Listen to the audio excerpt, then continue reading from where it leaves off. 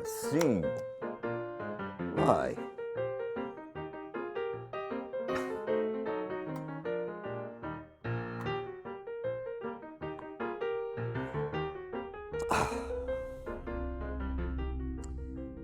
Eu me lembro como se fosse ontem.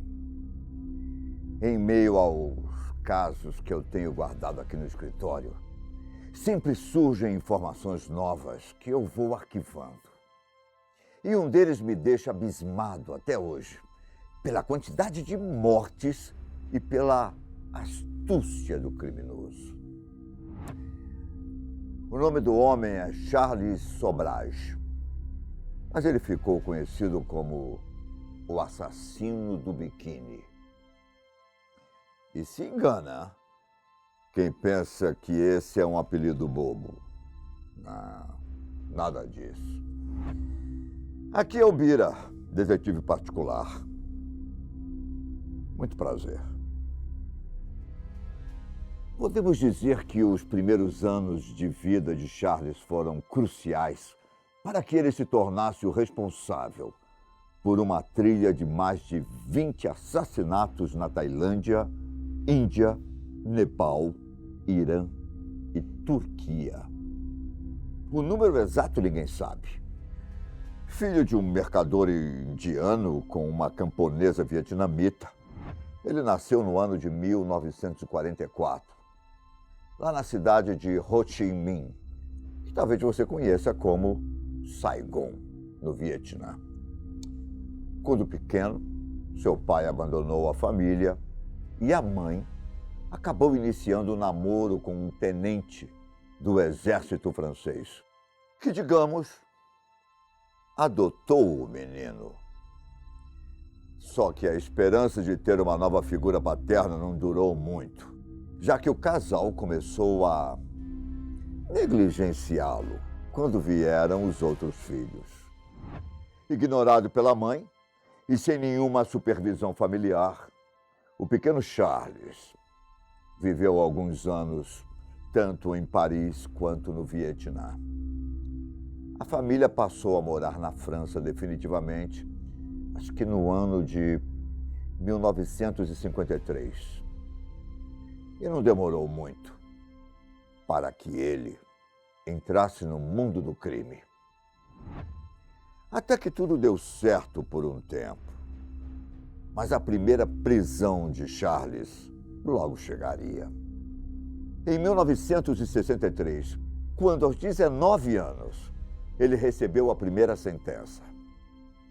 Enquanto estava preso, Charles aprendeu a manipular e subornar tanto os prisioneiros quanto os funcionários, o que rendeu a ele uma estadia boa na cadeia, com direito até a ter livros na cela. Inclusive, foi nessa época que ele se tornou amigo de um tal de Félix Giscon, um jovem rico que trabalhava como voluntário na prisão. Essa amizade foi importante para Charles, porque, além de ter sido apresentado ao seu primeiro amor, uma jovem de família conservadora chamada Chantal Compagnon, ele ainda foi apresentado a pessoas da alta sociedade de Paris e fez amizades no mundo do crime. Mas Charles era azarado. Entre roubos e fraudes, ele conseguiu bastante dinheiro e chegou a pedir Chantal em casamento. Mas isso só se concretizou 8 meses depois. Tudo porque Charles foi preso praticamente no mesmo dia, enquanto fugia da polícia com um carro roubado. A França estava ficando pequena demais para os seus crimes. Então ele e a companheira decidiram se mudar para a Índia. Na cidade de Mumbai, os crimes começaram com roubos e contrabandos de carros. Até que Charles decidiu roubar uma joalheria e acabou sendo preso por assalto à mão armada. Nessa altura da vida, Ele já tinha uma lábia excelente. E foi com ela que sua fuga da prisão se tornou possível. Charles fingiu ter apendicite, enganou o guarda e fugiu com a ajuda da esposa.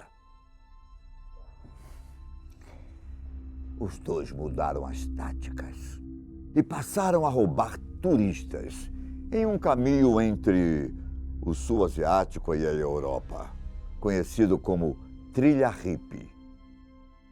Mas é o que te disse. Parece que Charles não tinha sorte. Ele foi preso de novo, mas escapou da cadeia com a mesma tática de antes, fingindo estar doente.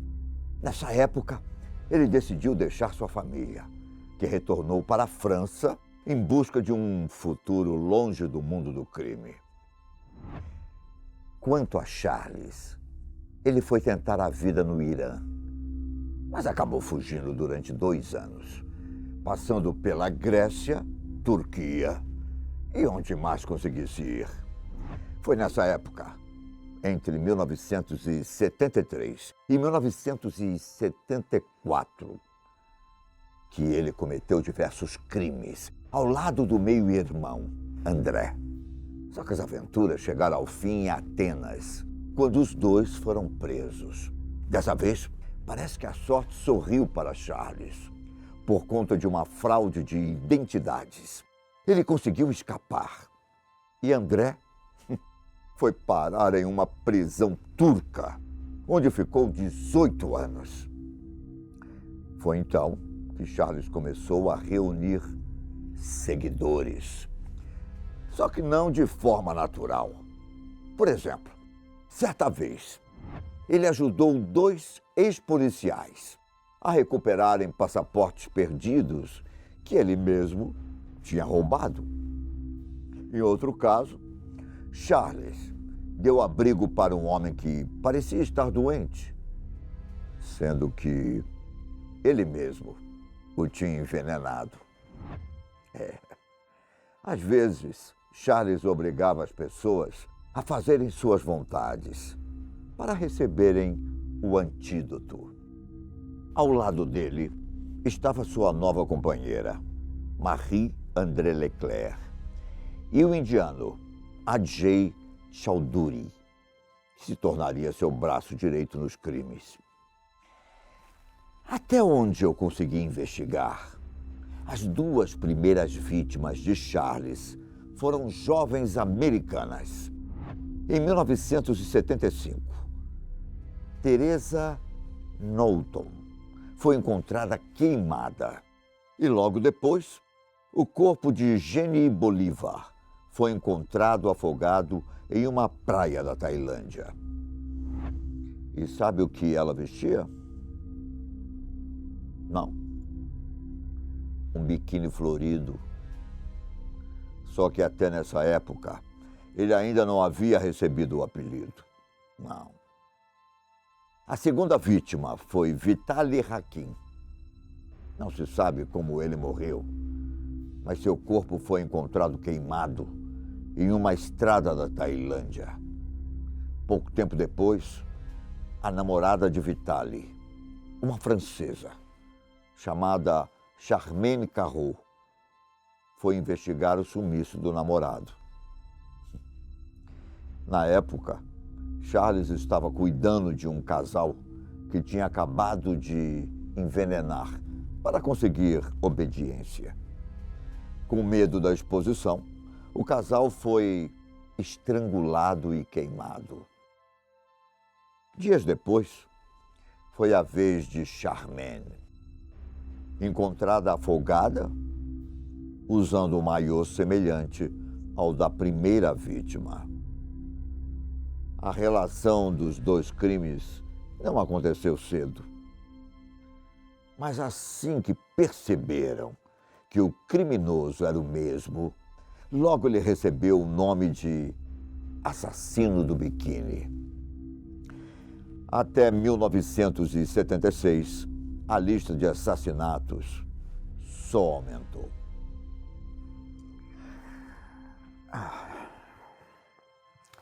Charles e a namorada foram para o Nepal, onde mataram mais 2 pessoas. Com os passaportes das novas vítimas, eles retornaram para a Tailândia e foram denunciados pelos companheiros, que desconfiaram que ele era um serial killer e passaram informações para a polícia antes de fugirem. Charles teria ido para outra cidade na Índia, onde matou um estudioso israelense, só para conseguir o passaporte. E depois fugir para Singapura. O mais chocante depois disso foi que Charles, a namorada e o braço direito acabaram sendo pegos pela polícia quando chegaram em Bangkok, mas foram libertados porque a autoridade estavam com medo de que os assassinatos prejudicassem o turismo. O trio foi para a Malásia, onde Ajay sumiu de vista. Nem mesmo os restos mortais dele foram encontrados. A teoria é de que Charles o matou para seguir com os crimes apenas com a namorada. Mas olha, em todos os meus anos como detetive, eu não descartaria a possibilidade desse cara estar vivo. Depois de voltarem para a Índia, a dupla continuou com os envenenamentos. Algumas vezes, Charles simplesmente errava a dosagem e acabava matando as pessoas que queria enganar. Só que uma falta de atenção acabou levando os 2 à prisão. Ele errou a dosagem em um grupo de estudantes franceses e alguns adormeceram antes dos outros, que perceberam a situação e dominaram Charles.